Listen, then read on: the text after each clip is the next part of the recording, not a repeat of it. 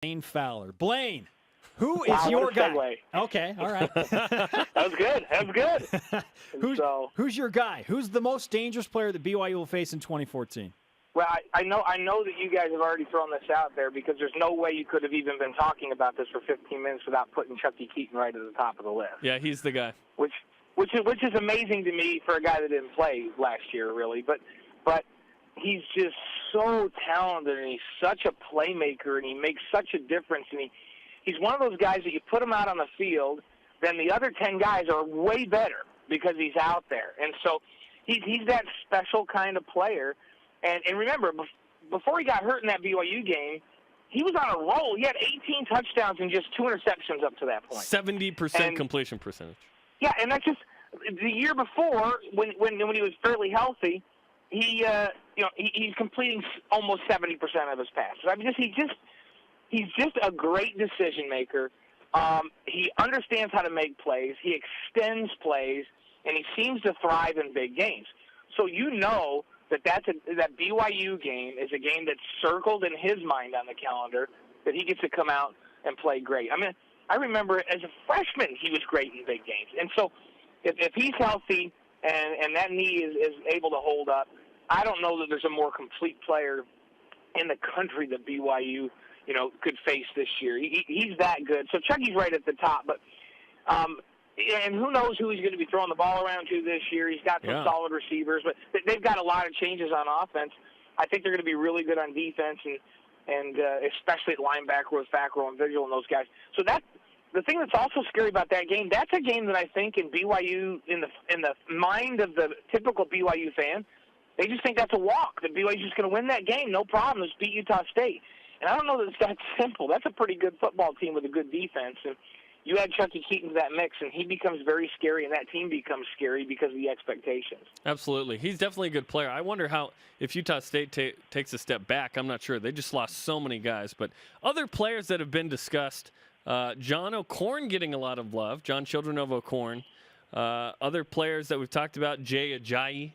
Deontay Greenberry, receiver from Houston. Who else is in the mix is most dangerous in your opinion, Blaine? I like that you guys mentioned O'Corn, and the reason O'Corn's so dangerous, not only because he's talented, because he comes back with that receiving core almost intact. And you guys mentioned Greenberry, and Daniel Spencer goes along with that. That's a lot of receptions, and it's like 1,900 yards combined just for those two guys, and they both average over 14 yards a catch. And then Greenberry, 11 touchdown catches. So that receiving core combined with a really talented quarterback makes that a scary team.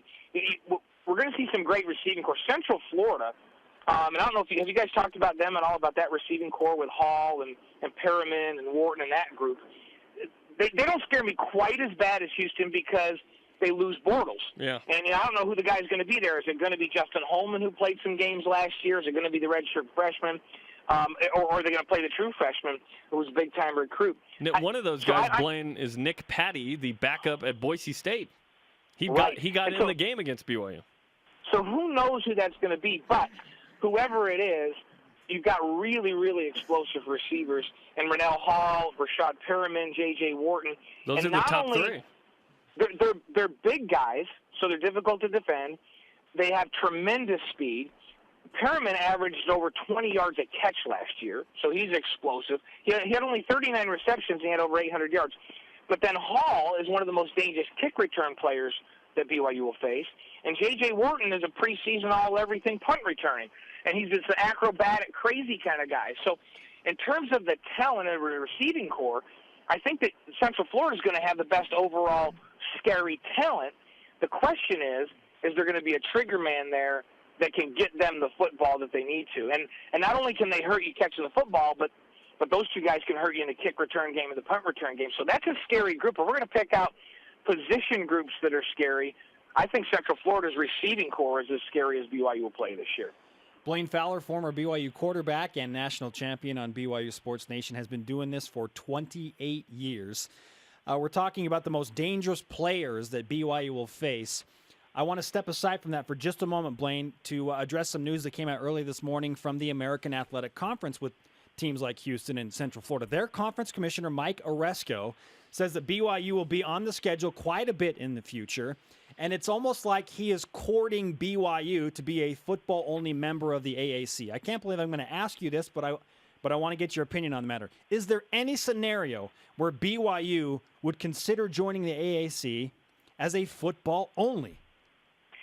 I think it would have to be a scenario where the Big 12 was just so far out of reach at that point that where there was just no talk anymore and it was a complete dead issue before BYU would do the American Athletic Conference, just because they're doing. I think that's not a huge step forward when you consider independence versus that. I think that a conference like the Big 12 or the Pac-12 would make a difference. I could see them entering into a scheduling agreement with them.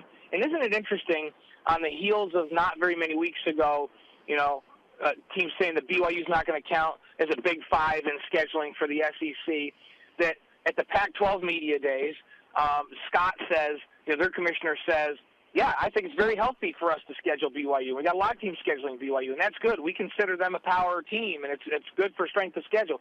So he comes out and says that. And now at the American Athletic Conference meetings, the commissioner of that league says, oh, yes, you're going to see a lot of. So it's almost anti of what we heard a few weeks ago, and I think that's good. It's good publicity when anybody talks about BYU and wanting to schedule them and the fact that it strengthens their strength of schedule. Yeah, the American was a Big 6, Power 6 conference last year. Central Florida wins the league. They go to the Fiesta Bowl. They win. This year, they're not. But they feel like they have a powerful place outside and want to get back in because they produce a BCS game-winning team and the national champion in men and women's basketball. So a relationship with BYU and the American, I think, is a good thing. And Blaine, we've talked about this a lot, which is if BYU's going to play a handful of P5s, why not play the best of the rest? And some of those teams are in the American, and BYU will play them. Central Florida, Houston, Cincinnati. 2015 against Cincinnati. East Carolina won 10 games a year ago. And then you have other games in the future with those teams. That's a good relationship for BYU as an independent. Absolutely. I noticed in the American Athletic Conference preseason poll that they've got Houston picked second and has Cincinnati back up there at the top of the league this year. I think that's based on Bortles, going off to the NFL. But I will not be surprised if that's just reversed by the end of the season and UCF is on top of there and Cincinnati is too. They're a good football conference. Are they underrated at the top? Probably. But when their commissioner says, we're going to bang on the door and knock it down and we're going to become the 6th power conference. I don't see how that's going to happen. Do you see any way that happens? They'd have to get a BYU and maybe they have to get a Boise State. Now, and if Boise State, I think this is a very important year for Boise State in the college football landscape because they took a step back last year and in terms of prominence on the national conscious. And I think that when their head coach leaves and goes up to Washington, that's a bad signal as well. And so I think this is a big year for them. I think that Boise State needs to go out and win their conference championship again and get their name back in the conversation at the top, or they're at risk for kind of dropping out of that mindset that the nation has that they're one of the best of the non-Power 5 conferences. So it's important. But if they had a great year this year, again, and say they were at 10 wins and they were ranked again, everybody's like, oh, okay, Boise State's back. Order is restored to the universe, and they're back where they should be. And Brian Harsin is the answer.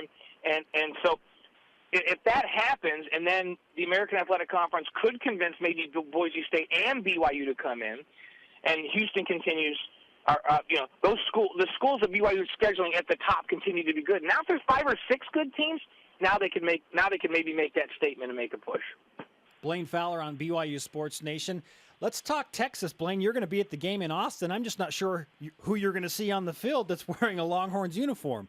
And I said that partially tongue-in-cheek, but you almost feel bad for Texas and Charlie Strong. He's already dismissed 6 players, and now he's on the verge of kicking more players off the team, including Dajae Johnson, who is a special teams expert, a speed guy, and tackles Desmond Harrison and Kennedy Estelle. Desmond Harrison, I believe, is a senior.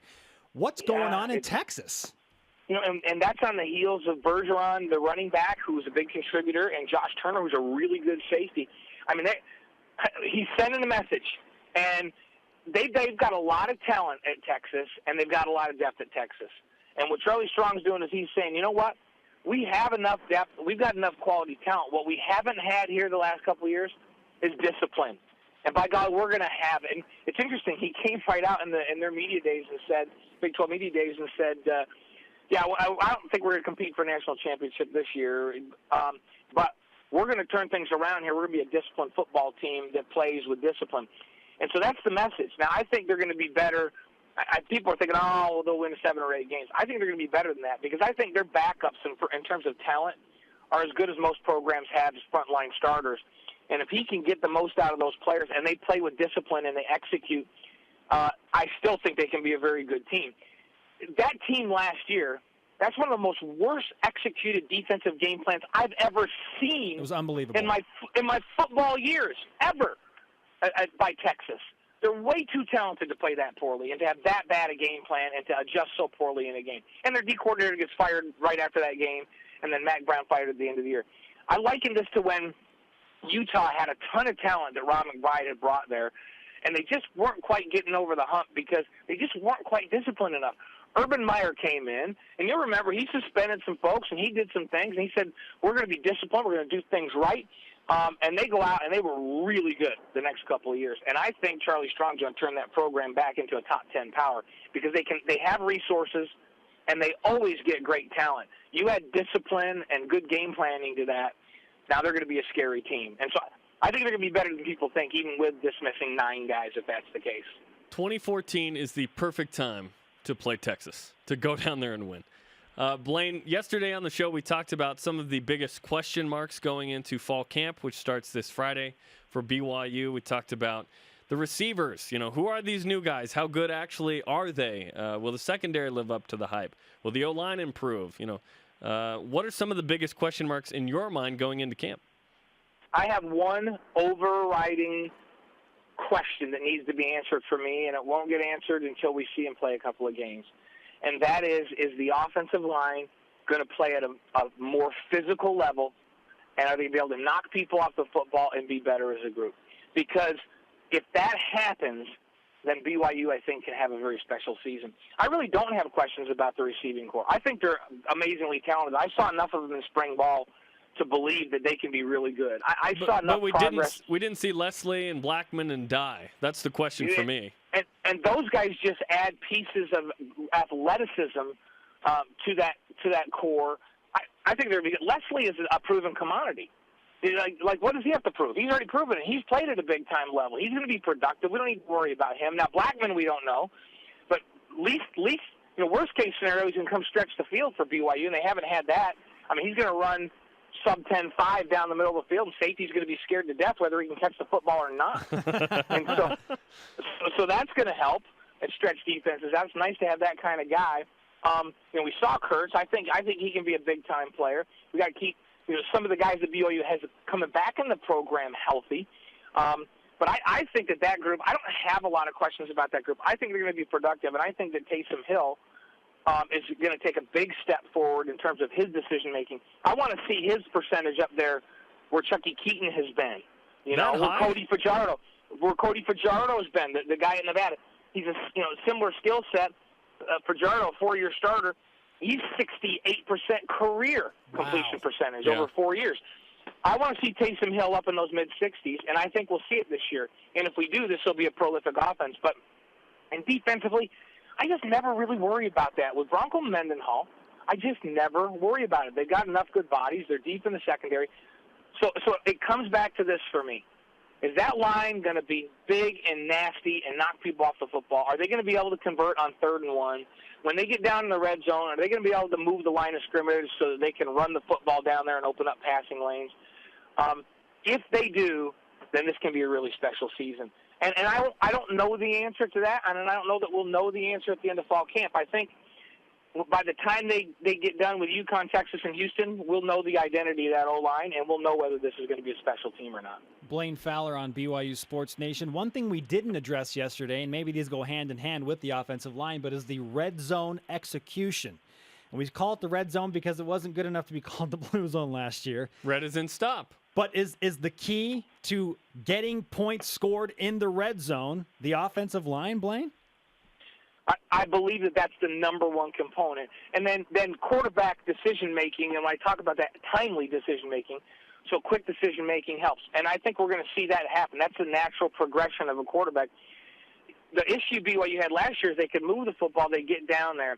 Then defenses can sit on routes, and the throwing lanes are a lot smaller when you get down inside the 20 because the back of the end zone is a defender. You don't have to worry about getting beat deep, so you're going to sit on routes. Teams play zone down there. Those zones can be a lot tighter because they don't have to worry about you stretching the field vertically. And so all of a sudden throwing lanes are smaller. You've got to make them respect that you can knock them off the football and run the ball down there, or they're going to be able to defend the pass. And so I think the teams that are really prolific in the red zone have that ability to run the football. And BYU just didn't do that well in the red zone last year. And then Taysom Hill was a work in progress as the season progressed. His decision-making got better and better and quicker and quicker. So he's going to be better. I really believe he'll get the ball out quicker. That receiving core, there's some mismatches down there now in the red zone with size, where they'll be able to match up and take advantage of size. But it all comes back to this. Are they going to be average in the red zone, or are they going to be great? If they can knock people off the ball and effectively run it, and now they're scary in the run game down there, this can be a great offense. Blaine Danger Fowler bringing it again on BYU Sports Nation. Always good to talk to you, Blaine. Good to talk to you guys, too. We'll talk to you next week.